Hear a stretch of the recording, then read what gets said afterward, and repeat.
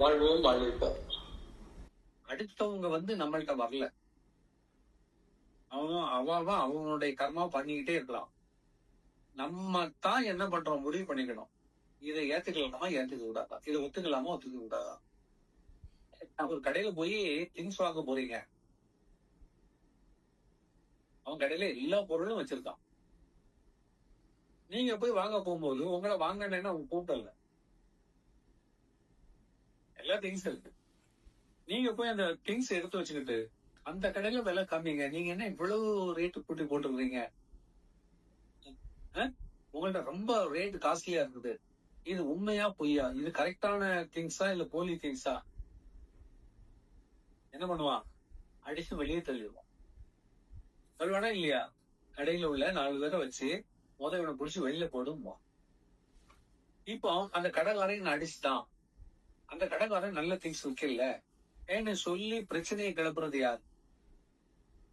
உங்க கையிலதான் இருக்குது. கடை அப்படியே இருக்குது, திங்ஸ் அப்படியே இருக்குது, நிறைய பேர் வாங்கிட்டு போயிட்டு தான் இருக்கிறாங்க. உன்னுடைய எதிர்பார்ப்பு, உன் கொள்கை, உன் சிந்தனை வேறு. அப்ப நீ என்ன பண்ணணும்? அந்த மாதிரி கடைக்குள்ள போகக்கூடாது. போயிட்டமா, சரி நமக்கு ஒத்து வரலையா, அமைதியா நீ திரும்பினா உன்னை ஏன் அடிக்க போறான்? உனக்கு எங்க பிரச்சனை வரும்? இந்த கடையில விலை கூடுதல்னா அப்ப விலை குறைஞ்ச கடைக்கு நீ போய் வாங்க வேண்டியது தானே.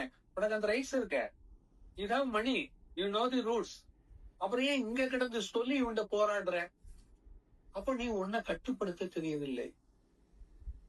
மற்றவர்களோடு சுமூகமாக பழகுவதற்கு உனக்கு தெரியவில்லை. எதை பேசணும் எதை பேசக்கூடாது என்ற அறிவு இன்னும் உனக்கு வரவில்லை. இப்படித்தான் வாழ்க்கையில நம்ம ஒவ்வொரு இடங்களையும் சிக்கலாய்க்கிறோம். சிந்திக்க தெரியாததுடா. சிந்திக்கிறோம்னு நினைக்கிறோம், அது சிந்தனை அல்ல, சந்தி சிரிக்க வச்சு. அவன் திருவிழா தான் பல முறை சொல்வேன், எல்லாத்தையும் நான் திரும்ப திரும்ப சொல்வது உண்டு. பெருமைக்கும் என்னை சிறுமைக்கும் சட்டம் கர்மமே கட்டளைகள், இதுதான் உண்மை. நாம தான். அப்போ நல்லது வர்றதுக்கும் நம்ம கையில் தான் இருக்கு, கெட்டது வர்றதுக்கும் நம்ம கையில் தான். சில நேரங்கள் கெட்டது நம்மள சார்ந்துரும், நம்மள அறியாமல். அப்ப அதை நாம என்ன பண்ணீங்கன்னா ஏற்றுக்கொள்ள வேண்டும் முழுமையா. சாப்பிடுறீங்க, பார்த்தா சாப்பிடுறீங்க, கொஞ்சம் அதிகமா சாப்பிட்டீங்க, அது எதிர்கழிச்சு வாமிட் பண்ணுது. உணவுல தப்பு இல்ல, நீ எடுத்துக்கிட்ட விதம் தப்பு. அளவுக்கு மிஞ்சி சாப்பிட்ட, ஜீரணிக்க முடியாத அளவுக்கு சொல்லிட்ட. பொறுப்பு யாரு? அந்த உணவா? அந்த ஃபுட்டு சரியில்லைங்க, சாப்பிட்டதுல இருந்து வாமிட் வந்துட்டே இருக்குது. நீ எவ்வளவு சாப்பிட்டப்பா? ஒரு கைப்பிடியா சாப்பிட்ட இல்ல? அந்த ஃபுட்டை முதலாவது சாப்பிடறதுக்கு முன்னாடி நீ பாத்துருக்கணுமா வேண்டாமா? நல்ல ஃபுட்டு தானா? 5 நாளைக்கு முன்னாடி உள்ளதை கொண்டு எடுத்து சாப்பிட்டேன், எனக்கு எடுக்கும் போது நொச்சிக்கிட்டு இருக்குது, ஸ்மெல் அடிச்சுட்டு இருக்குது.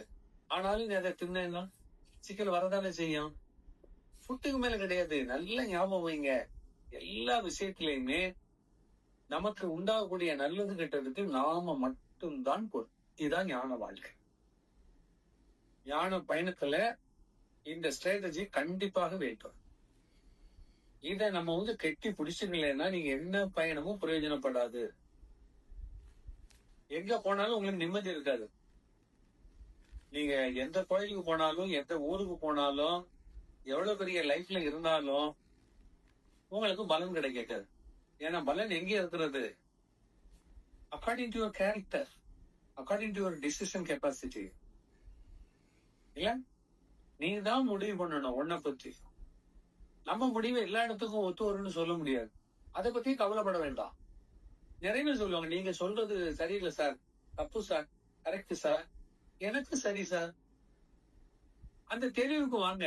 அவங்களுக்கு அது பிடிக்கல, அதுக்காக நம்ம அவங்க பின்னாடி போயிட முடியுமா?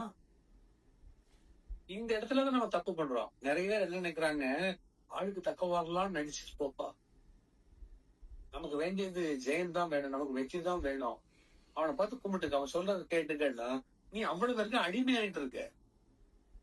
நீ ஆளுக்கு தக்கவாறு நடிக்கும் போது அவனுக்கு நீ அடிமையாயிட்டிய. உன்னுடைய சுயநலத்தை நீ, உன்னுடைய சுய அறிவு அங்க காட்ட முடியலையே. உன் சுயத்தன்மை கெட்டு விட்டத. அப்படித்தான் வாழ்க்கையை தொலைச்சிட்டு இருக்கோம். தோல்வி எப்படி நம்ம தொடும்? சும்மா தொடுமா?